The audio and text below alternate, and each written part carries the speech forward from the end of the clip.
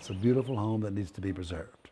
As caretaker of an ancient house, Some of it was added in 1760. your job description includes a healthy dose of responsibility and TLC. But living at this address requires shouldering family history too.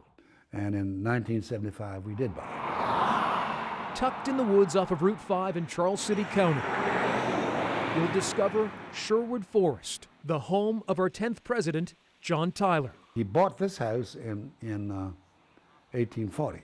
Tyler, of Tippecanoe and Tyler II fame, served as President William Henry Harrison's running mate, but Harrison would die 1 month after taking the oath in 1841. And then John Tyler became the first vice president to become president. Harrison Ruffin Tyler now occupies the home of his relative. John Tyler Is my grandfather. Yes, you heard right. The man who was born during George Washington's first term is Harrison's grandfather. Now, John Tyler was born in 1790. You have to think about that. How can that be? Well, that is different. The elder Tyler had 15 children, including Harrison's father in 1853 at the age of 63. Lyon Tyler fathered Harrison in 1928 when he was 75 years young. Do the math. That's 3 generations spanning 222 years. When talking about my grandfather being born in the 1700s, no, there's a disconnect there. When Harrison's unique link to our distant past comes up, it qualifies as a genuine conversation starter. What? You are? It's more or less somewhat incredulous because of the time frame. The curiosity leads to endless questions from new friends. What, he was born when? They have a hard time taking it in because most of their grandfathers were born 100 years later. But growing up, it was no big deal in the Tyler home. I find it very interesting now. I didn't, in earlier days, I never thought about it. I was never brought up. Now, the 84-year-old takes great pride in his lineage. This was John Tyler's writing box. And he kept his papers and at least his letters and his pen and everything in there to write letters.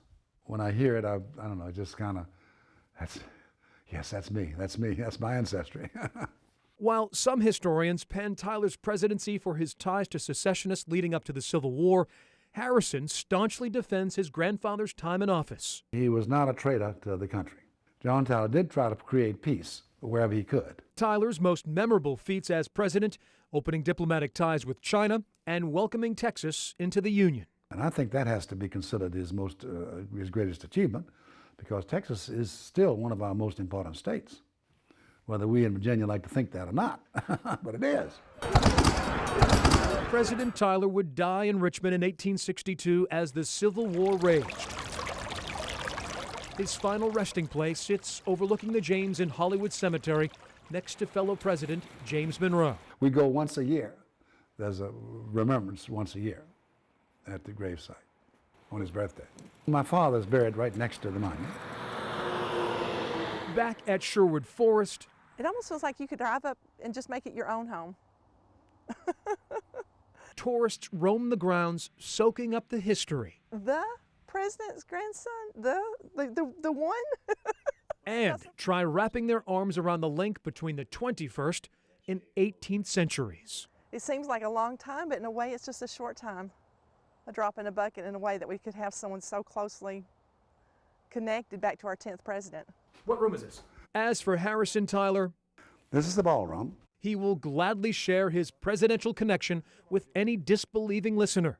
So this was built to dance the Virginia reel, which as you can see, like Scarlett and Rhett Butler.